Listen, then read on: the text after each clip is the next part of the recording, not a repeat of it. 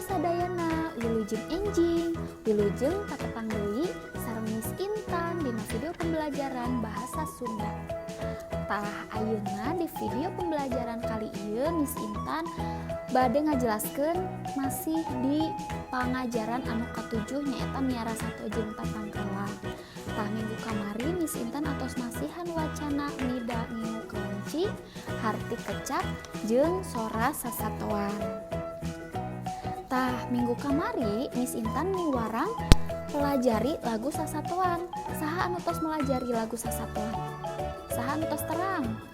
Hebat, hatur nuhun anu tos terang. Anu teu acan terang, ayeuna ku Miss Intan bade dipasihan terang.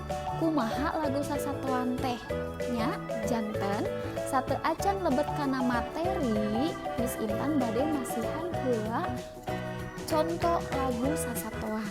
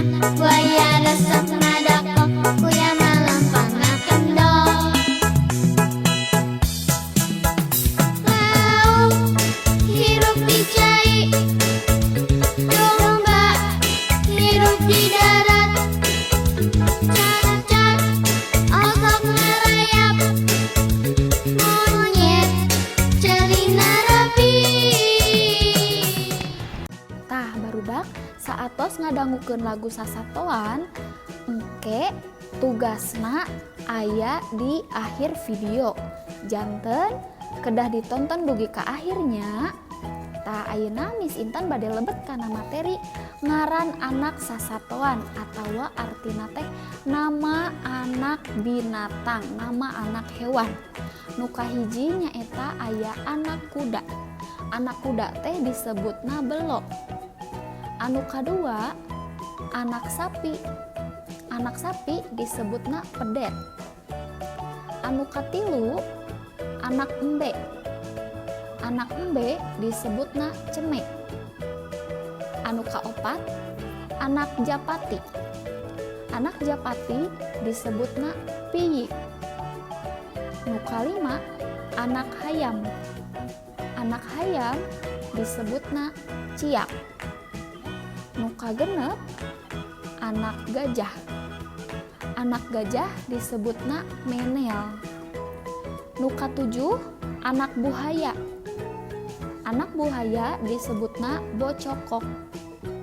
Nu kadalapan anak lauk emas. Anak lauk emas disebutna burayak. Nu kasalapan anak monyet. Anak monyet disebutna begog. Nu kasapuluh anak munding. Anak munding disebutna eneng. Nu kasabelas anak anjing. Anak anjing disebutna kiri. Anu ka-12 anak kucing. Tah anak kucing teh disebutna bilatung. Tah eta teh nami-nami anak sasatoan dina bahasa Sunda. Cobi diinget-ingetnya ku barudak sadayana. Ayeuna aya hiji deui materina nyaeta istilah tutuwuhan atau istilah tumbuhan nya. Dina bahasa Sunda oge aya namina. Nu kahiji nyaeta akar. Akar teh nyaeta bagian tutuwuhan anu aya dina jero taneuh. Bagian tumbuhan yang ada di dalam tanah akar itu.